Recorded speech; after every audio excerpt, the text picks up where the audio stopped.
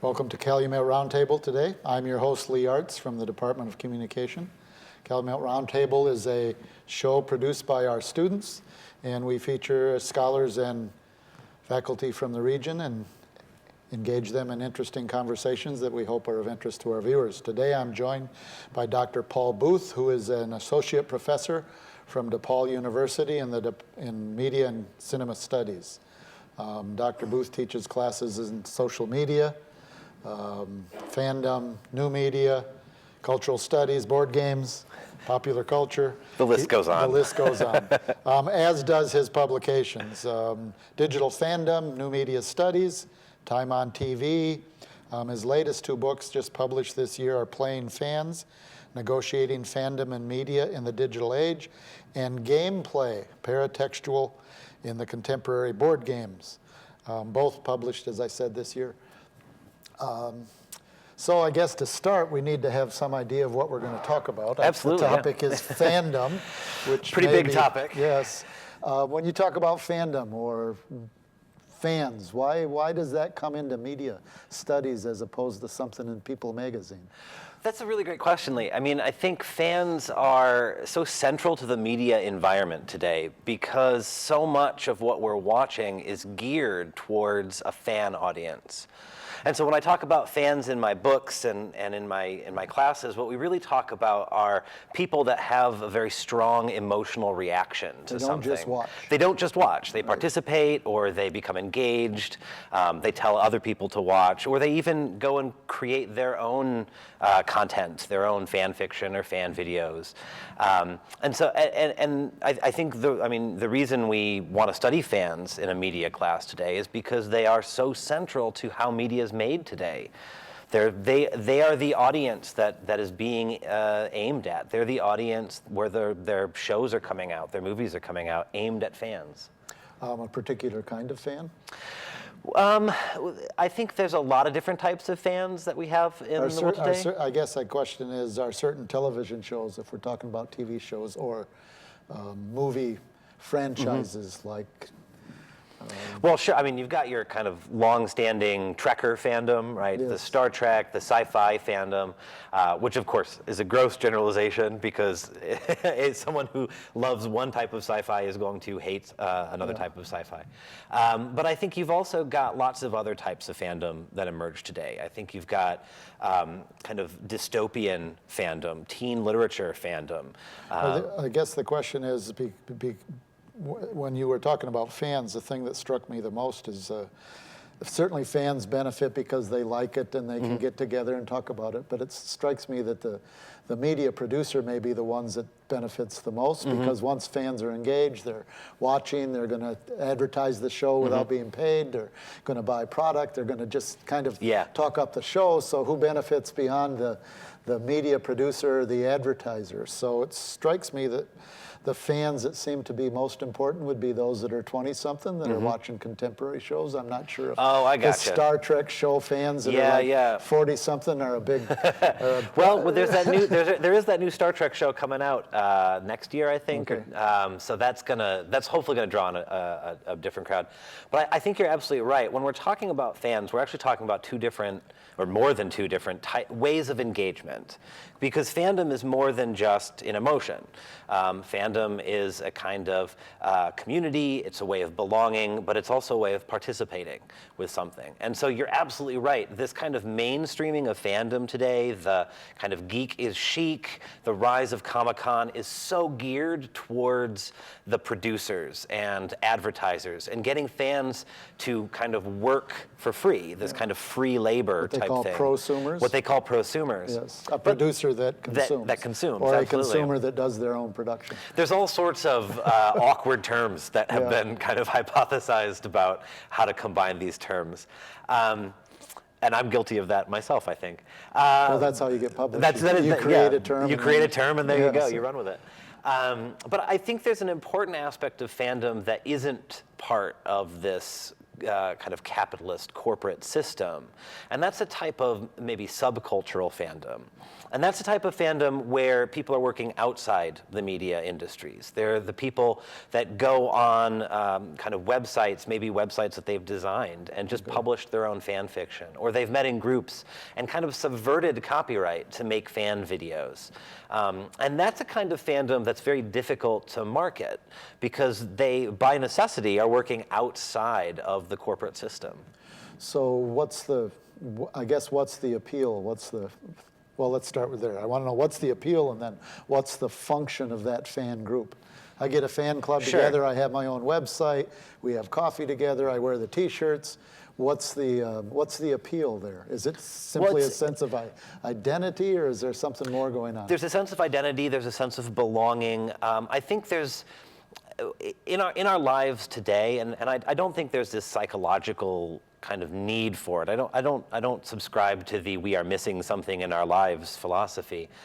But I think there is something to be said for joining people that think or think along the lines that you do, or have the same interests that you do.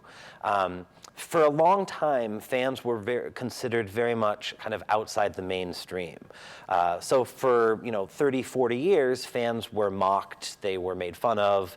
If you were a geek, you got beaten up on the playground. You kind of hid your fandom. So the importance of fan groups, especially in that period of time when fandom wasn't mainstream, was to find a group that you belonged with, where you could talk about something that you cared about, that you invested yourself in, but at the same time, society at large maybe ignored you, or at worst, kind of assaulted you for that. Is this different? I don't know what prompts the media, because it strikes me that fandoms were something that were promoted or encouraged by the producer of a show. If I build my fan base, I'm going to build my audience, which means I can raise my advertising rates, so everybody wins because you're happy you watch, I'm happy because I make a lot of money. But is that something that the media kind of organically evolved to, or did they learn from the sports media, where fans were not geeks? To be a fan of the local team was always a favorable thing to be, and there was an element of identity there. So is this the media learning from sports media and putting this to Mockingjay, or putting this to... Yeah, actually, Hunger Games it takes that idea of fandom and really magnifies it in the show, or in the movies itself, as the Hunger Games in the movie have their own fandoms. But yeah, I think you're absolutely right. I think it's a little bit of everything. I think there was a kind of organic process of trying to reach fans. I don't think they've completely gotten there yet. I think a lot of TV shows, a lot of movies try and appeal to fans and often fail, because they don't quite know what their fans want. They think they have an idea, but they're not sure. But you're right that sports fandom really does have a mainstream acceptance, and has for hundreds of years. And so I think that kind of spectacle and learning from the way that fans participate in sports really helps media producers certainly engender that kind of fan audience. One of the things that you wrote about in Playing Fans is that there is a discussion of transformative fandom versus affirmative fandom. I wasn't quite sure what you meant by those two terms, so maybe we could take a couple minutes. I'd love to, yeah. The terms affirmative fandom and transformational fandom come from actually a fan online. Obsession Inc. is her name. And she wrote a blog post a couple of years ago about how media producers are trying to reach fan audiences, but they're really only trying to reach the affirmational fans, the ones who love the show or love the TV, the movie, or love the book, and don't want to change anything. They want it to be the way it is. They want more of it, right? I want to buy the DVDs. I want to see the behind the scenes. I want to download the podcasts. But the transformational fans are those ones I was talking about earlier, those ones who like to create their own media, who like to, they have their show, they have their Star Trek, they have their Doctor Who, they have their Hunger Games, and they see it's not perfect. Because fandom isn't about seeing the perfection in something, it's about seeing what you like and trying to make it better. And so they see something that maybe is great most of the time, but sometimes kind of sucks. And so they take that little sucky bit and they change it, and they turn it into something that they like. Whether it's through fan fiction, or whether it's through re-editing scenes, or it's just going online and writing a critique that says, here is a big kind of gender issue that's going on in the Hunger Games that we need to talk about and no one's talking about. And that kind of transformational fandom. What's being transformed? The idea of the text itself, Okay. right? So fans don't actually kind of have the ability to go in and change Star Trek, right? Star Trek is what it is. What they have the ability to do is to take the idea of Star Trek and direct the conversation, or to direct how people are thinking about Star Trek, or whatever. How people in the fandom are thinking How about people it. in the fandom, Right. and then hopefully expand that out to a larger conversation. Especially today with social media, you can reach hundreds of thousands of people if you get tweeted by the right person, Right. or your Tumblr post gets reblogged enough. And so these transformational fans are trying to transform the way people think about the media. And so when you have something, let's just take Star Trek, which is a fantastic show, groundbreaking in a lot of ways, but maybe problematic in other ways. Perhaps it's problematic that all the women in the original series wear miniskirts. And so the fans at that point try and talk about that, bring that up, say, we love Star Trek, but we have a little issue with this one thing, so let's transform the way we talk about it. And that's the kind of fandom that I think the media producers have a tough time reaching. Well, yeah, I could see maybe initially they do, but it's also possible that that's a way that they pay attention to that social media, to that fan club, and make adjustments that are allowable within their frame, within their larger narrative. I mean, they're not going to take something that is primarily an action movie with an action hero and suddenly turn it over to the general population. But if the action hero has to have a black friend or a Muslim friend, and it will sell more tickets, I could see them responding to that. But I just wonder what the limits of that transformational process are, because it strikes me that it still comes back to the person that owns the franchise, owns the outlet, owns the theater, is ultimately the one that reaches the most people. I mean, no matter how big my blog is, yours is probably bigger, but it's still not to say that the media is all powerful, but the media sets the frame or the menu from which we choose, and then we get this on our plate and we can doctor it up the way we want, but we still purchase this thing. And if enough people are sprinkling enough seasonings, you end up with sriracha on the menu of most fast food places, because that's one more way to sell a particular menu. So.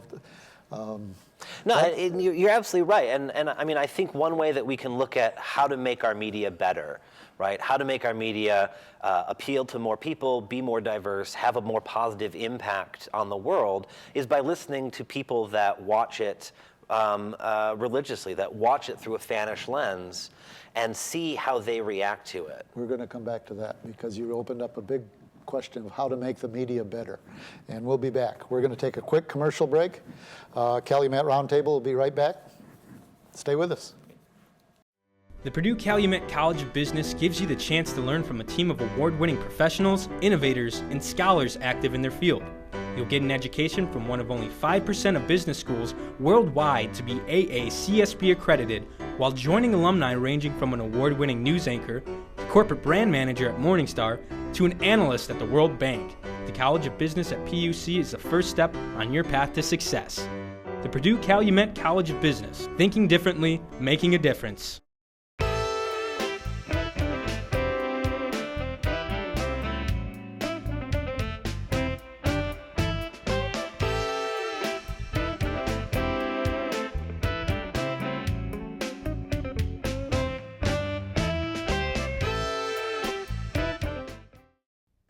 Hello, welcome back to Calumet Roundtable, our student-produced interviewing show. I'm your host, Lee Artz. My guest today is Dr. Paul Booth, who's an associate professor of media and cinema studies at DePaul University. I was anxious. We could probably talk about this on several shows. I'm sure we could. Your closing statement was something to the effect that fandom, particularly this transformative fandom, can change the media. And I just wonder to what extent there's a limit to what fandom or transformative fandom can actually change the media, because no matter what we do as fans, we're fans of a show that somebody else produced. If we aren't able to get the right audience, the show will be canceled. Even though fans of Batman are insistent upon the way Marvel or whoever the comic book was doing it, Warner Brothers is going to do it its own way. Yeah. So it just strikes me that while there may be some initiatives to open up a conversation about, is this, pro-female, or does it have the wrong message? There's some limits to that by the very structure of the media industry. Yeah, I mean, so asking fandom to change the media industry is kind of like asking someone to drink the ocean. It's such a large system. It's hard to have any group of people really kind of take any sort of attack against it. I think what fans teach us, or what we can learn from fans, is how we can make incremental changes, or how we can make incremental steps in making our media something that is kind of better for at least what the fans think needs to be. And you're right. I mean, there wouldn't be a fandom if there wasn't something to be a fan of. So you're a fan of The Hunger Games. You wouldn't be a fan of The Hunger Games if Suzanne Collins hadn't written it, and if Lionsgate hadn't made the films. Although I would say that not just any movie or not just any TV show is going to attract fans. That's right. One of the things that makes fans is there are elements in that particular story or that program that attract us to that. And it may not be the intent necessarily even of the producer or the writer, but it's interesting to me that the shows that have fans usually have an element of the narrative that allows some resistance or some critique of the way things are. And that's, even though they may not be the intent of Disney or Warner or Fox, that's what fans seem to latch onto. They latch onto it. I was just about to say that, yes. And I think a great example of this is the TV show Supernatural, right? Which started, it's now in its 11th season. I know, how many, you're running out of bad things. There are only so many monsters in the world, right? But it starts with a very kind of traditional monster of the week, couple of attractive leads hunting these things and on a road trip, aimed very much at a male demographic, aimed very much at this 18 to 25 demographic. Very quickly develops a older female audience and fandom. So much so that now the show has almost completely changed. If you go back and watch some of those early episodes, it's like watching a different show. Just in the way the episodes are paced, in the way the stories are developed, and in the way the characters are integrated. It's not to say Supernatural is perfect by any means. There are certainly major issues with the depictions of women in particular on Supernatural. But the way that the show changed or developed over that decade, I think has a large part to do with the vocal fan audience. Making something that perhaps they wanted to see, or voicing what they wanted to see, but not at the same time remaining true to a kind of creator and having a creator kind of make something. Because fans don't, a fan likes to be entertained. A fan likes to have their media. Fans don't want to go out and make everything in the world because that's not fandom. Fandom is about also about entertainment. Yeah, part of me wants to say that fandom is also a lot, what you just said, it's spectatorship. Yeah. And it's not being lazy. You entertain me, and if you entertain me, I'm not sure it's lazy, though. I think fandom takes an enormous amount of energy. I'm sitting here at the TV, and that one doesn't get my attention. I'm gone to the next one. But then you're not a fan. If it's not getting your attention, you're not a fan. You're just flipping through. So I'm waiting for somebody else to create this scenario or this story or these actors that appeal to me that Sure. So you get, say, Jessica Jones, right, which came out over the weekend, and you're getting into Jessica Jones and you're loving it, and maybe you read Alias, the comic, maybe you didn't, maybe you're getting really into the show. Something has captured your attention, and I think what's important about fandom is not that you just stopped and watched, but that spurred you to do something else. Well, it spurs you to do something else in relation to the show. Sure. Because again, this is my issue, which is not to say there's anything wrong with being fans. I'm a fan too. I mean, I watched Jessica Jones 3 episodes yesterday, all in a row. So I don't see anything particularly wrong with being a fan, but in terms of getting fans to do something else, it just strikes me that there's a limit to that. Although I would recognize, and maybe you've noticed this, is that although fans have a limited effect on the production, they do demonstrate what would be possible in a more democratic media, because there is almost total participation by fans on a particular site, which suggests what a media production could look like, what media that responds to the people as citizens as opposed to fans look like. I think the problem here, not a problem, but one element of it is it's primarily entertainment. It isn't aspiring to be anything more than that, although fans may move in that direction, questions of identity, belongingness, the way they would like the world to be. But from the point of view of the producer, it's always entertainment. It's not geared to do anything else.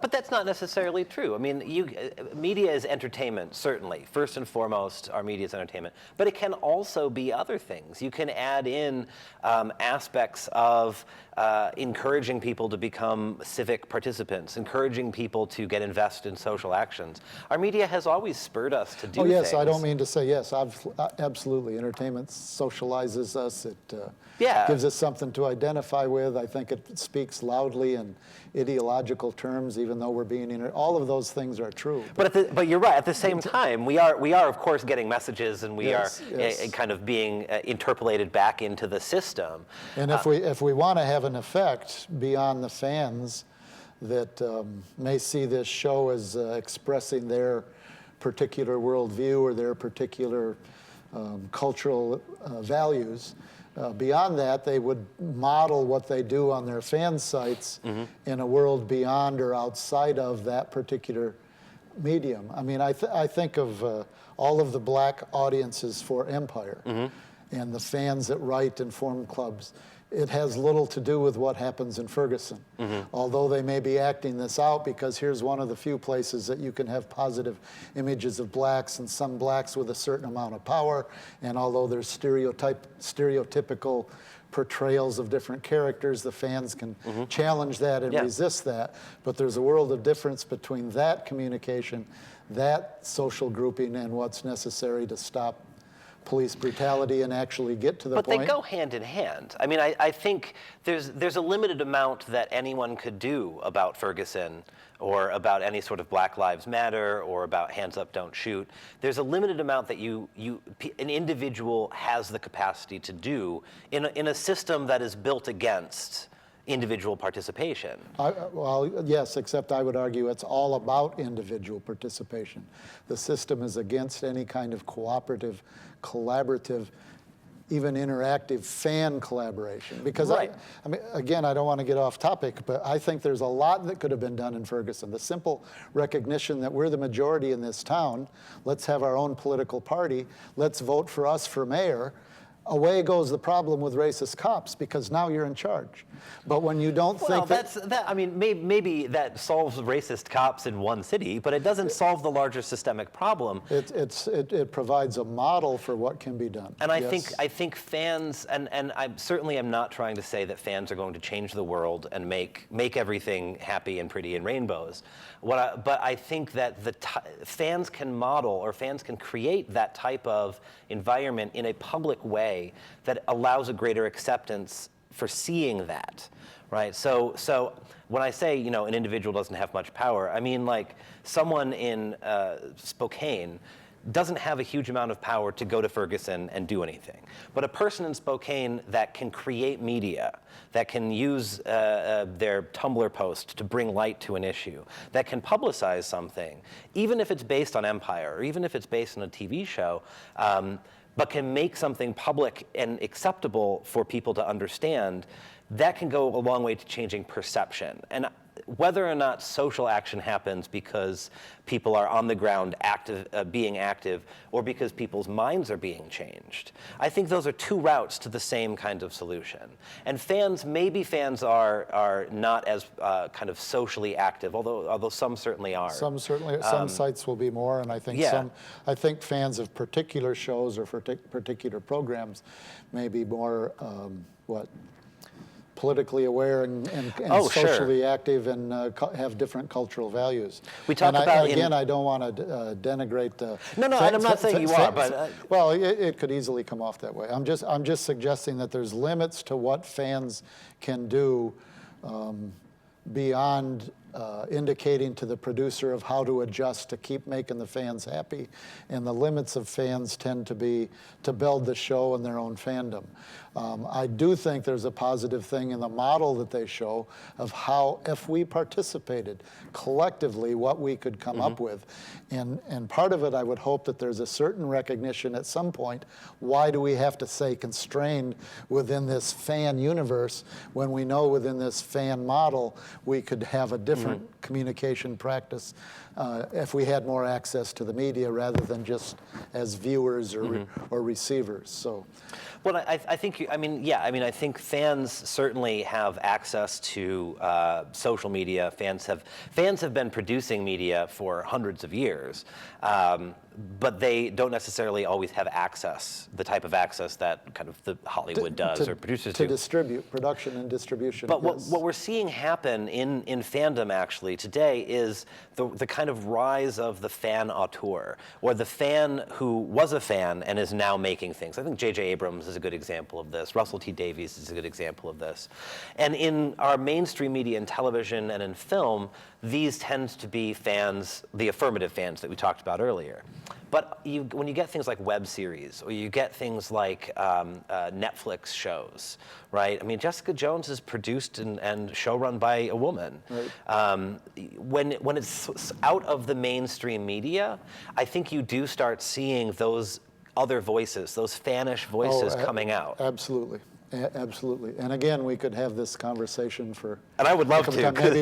Maybe we can have you come back. Even come back and teach a couple classes for us, so we could have a longer dialogue. Because I certainly do think that some of the sites of fandom does offer a model for more democratic media and more access to become full citizens. But I'll put a shout. I know you have to go. I'm going to put a shout out for the Harry Potter Alliance, which actually does a lot of social justice things. You heard it here first.